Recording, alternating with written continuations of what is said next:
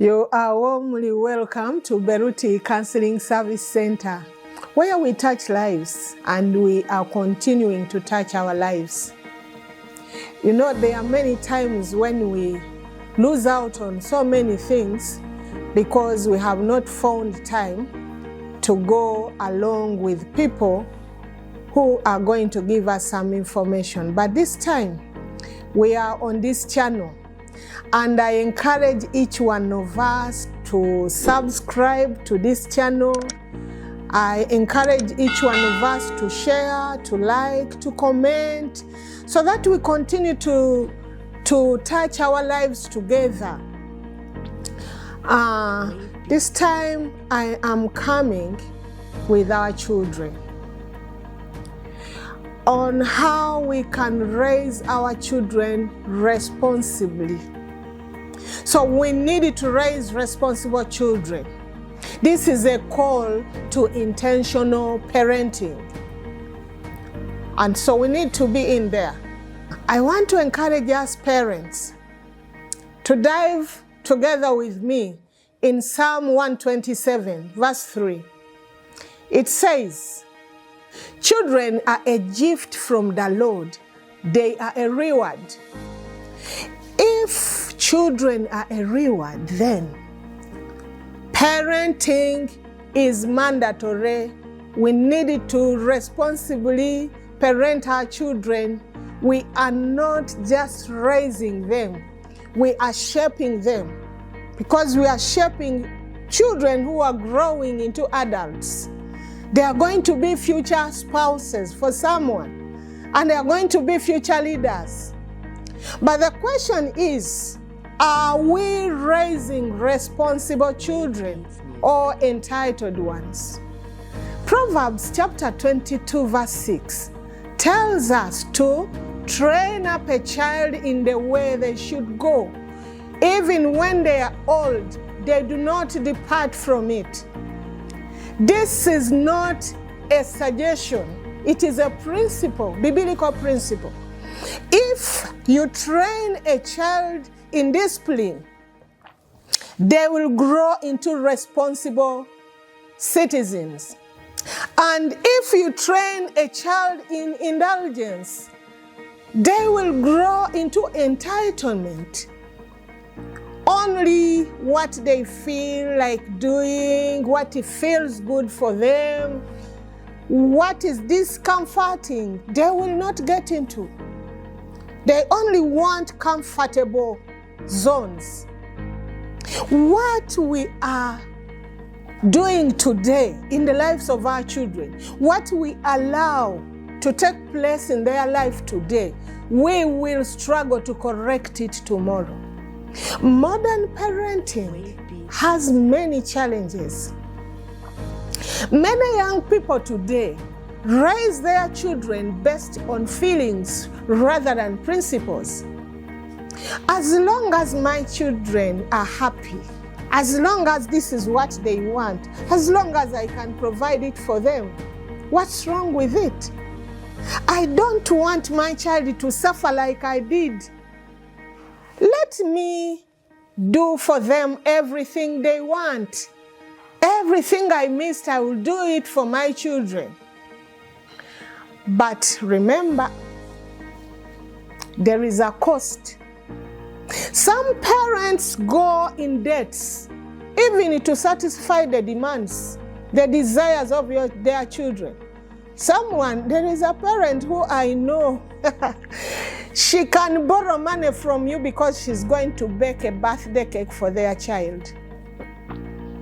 And this is not a fiction, it's a reality. Others give themselves to tasks which are so hard for them because they are doing it for their children, even when it is not reasonable at all.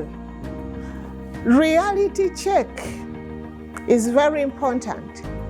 A child who always gets what they want will struggle to live in a world which does not provide that. A child who does everything they want will find it so hard to thrive in life, because life has ups and downs, and our children need to learn to be in a life which is up and also in the life which is down. There are times when things will not be good, then they will learn to live in that type of life. And when things are good, they will learn to be in a life which is good, in a responsible way, not to boss around because their life is now good and they have all it takes to live in a comfortable life. Let me share a real life experience. I witnessed this at a wedding function.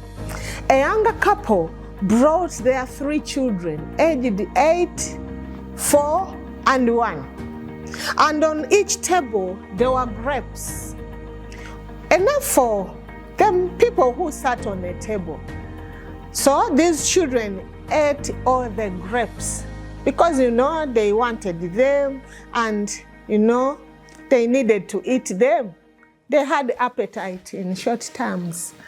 So the children ate without consideration of other people on that table. And I want to let you know that on the table, there were also other children. But they were not allowed to eat because these children wanted them more. So they ate. They demanded for more.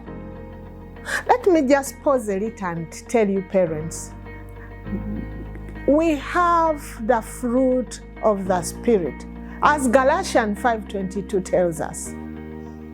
The fruit of the Spirit is love, joy, peace, patience, kindness, self-control. Come there to that aspect. How have you instilled the fruit, that portion of self-control in the life of your children? As the teacher of Sunday school teaches our children, let us do a follow-up, because the teacher will not be in your home. So as the teacher of Sunday school teaches on the aspects of the fruit of the Spirit, let us grasp it and run with it and instill it in the life of our children, because they need to be self-controlled in order to thrive in this world of evil. Now, when they were done with eating all the grapes on their table, they asked their mother. It was very clear. Everyone had. I had. And so the mother told them, go and ask the other auntie. There are so many grapes on their table. So they went. It was so shocking. People, it was not because these children misbehaved. They lacked guidance.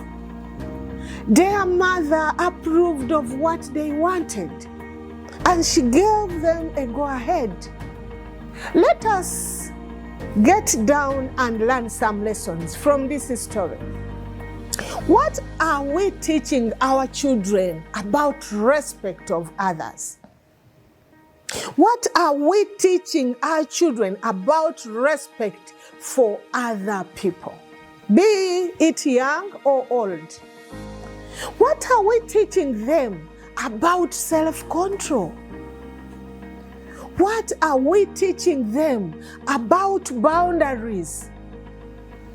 Our children need to be guided to know that you don't have to step in this part. This is where you end. And then they will grow up in that way, because they cannot just be twisted about to live the right way which you instilled in them, and they learned it at the very beginning of their life.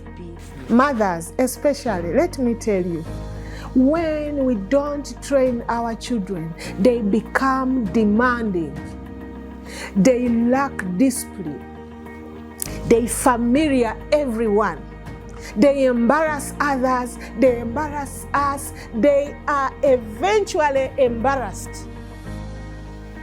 And they will count it on you because you didn't train them.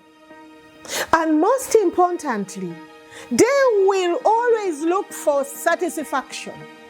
They will make it a point for them. They will find alternatives because their need must be satisfied. Anywhere they will find what they want, they will go. Even in dangerous places. Even in dangerous places. The danger of undisciplined children is that if you fail to guide them today, they will follow every influence. They will seek instant gratification, the here and now principle. They will follow that. Because that is how you have trained them. The problem is not the children. They are victims of circumstances.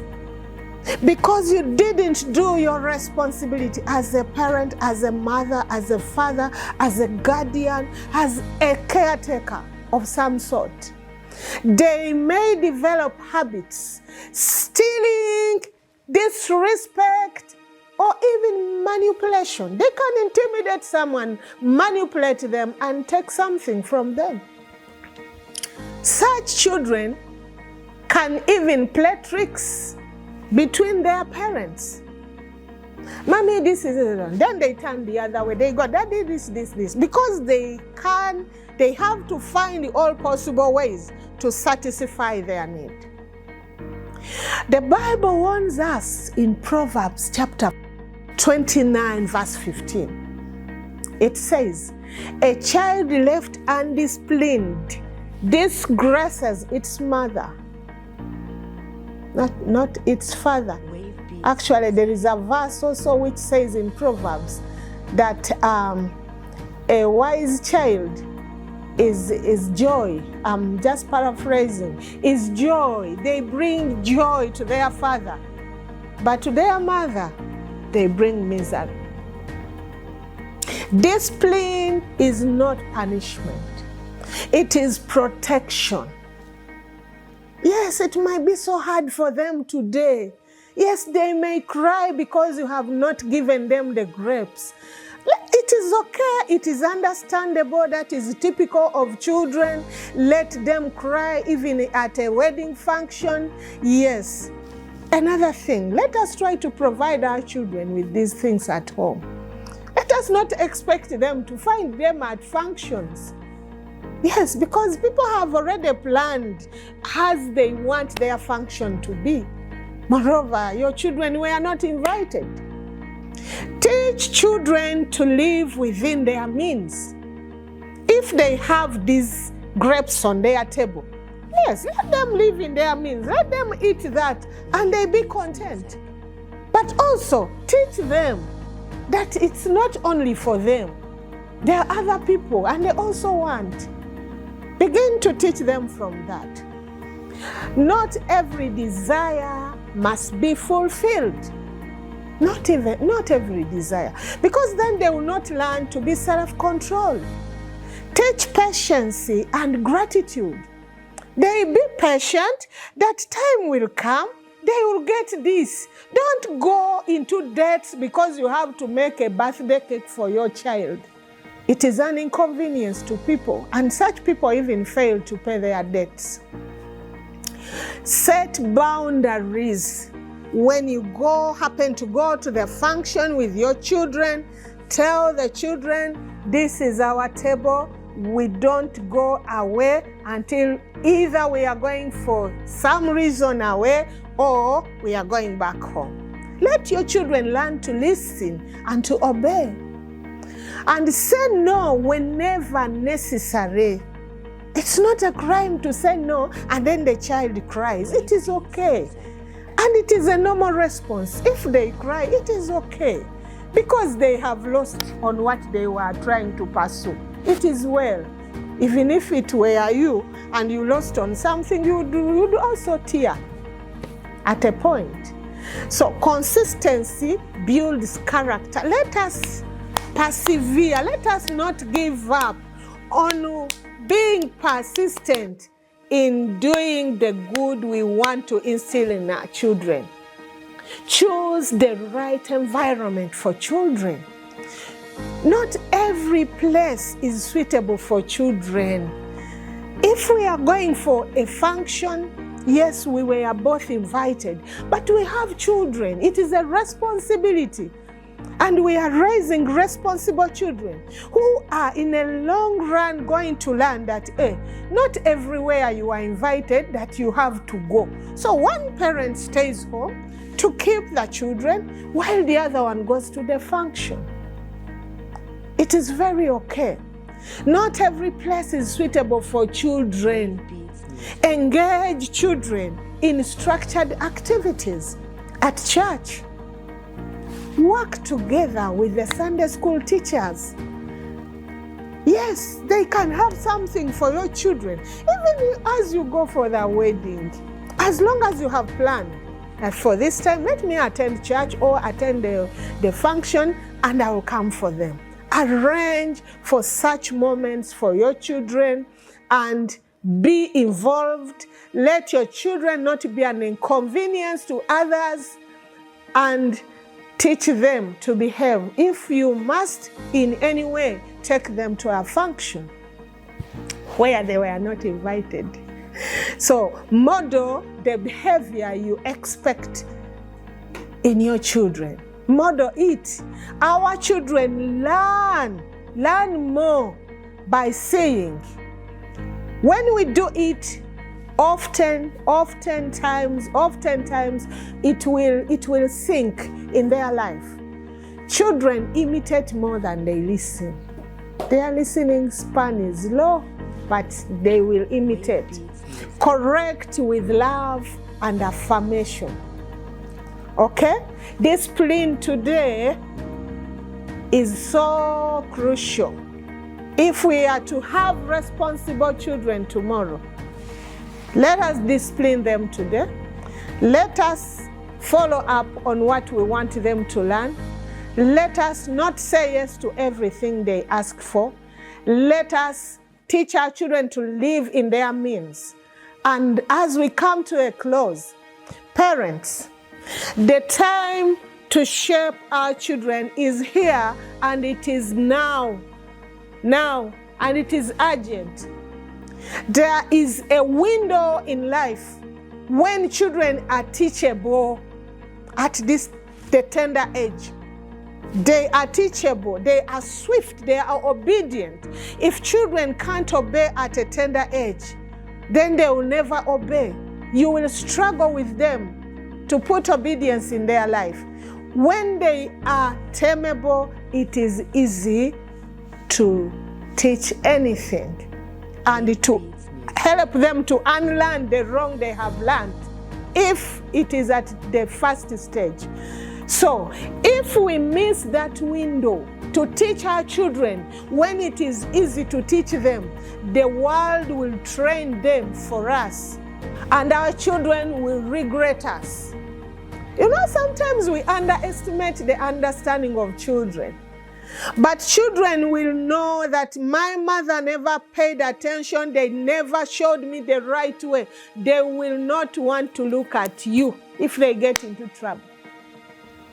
Let us raise our children who respect other people, who practice self-control, who live in their means.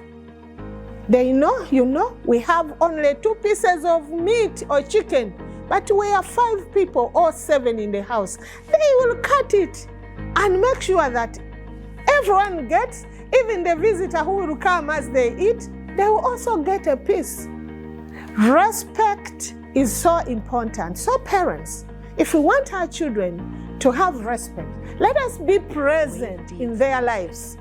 Let us be present in their lives so that they will be present in our lives at a time when we need them. But if we have left them to go on a free range like these local hens, it will be so bad for us.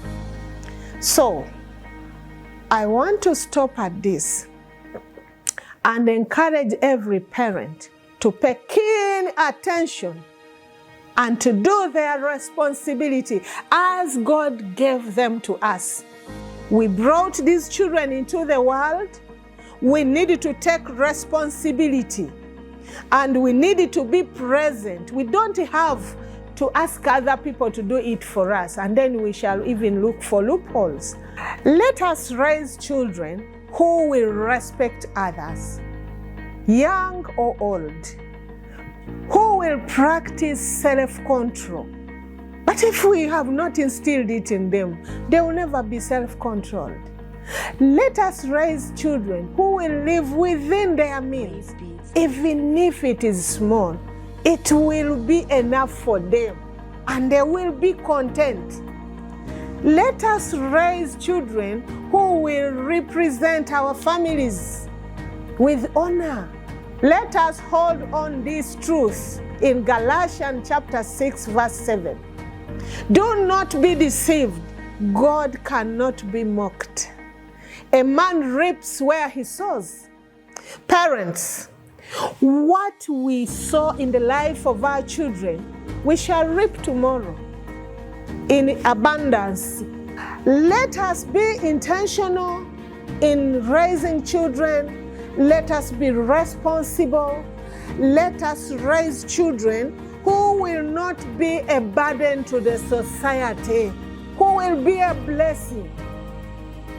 Children who we will pride in, and then everyone will say, that one is our daughter, that one is our son, because they are well brought up. So I will encourage each one of us, as I close, to subscribe to this channel, because we need to touch our lives and the lives of so many other people. So share this with them. Share and then also be able to bless so many other people. I am Esther Ruth Balwa here at Beruti Counseling Service Center, where we touch lives. Stay blessed.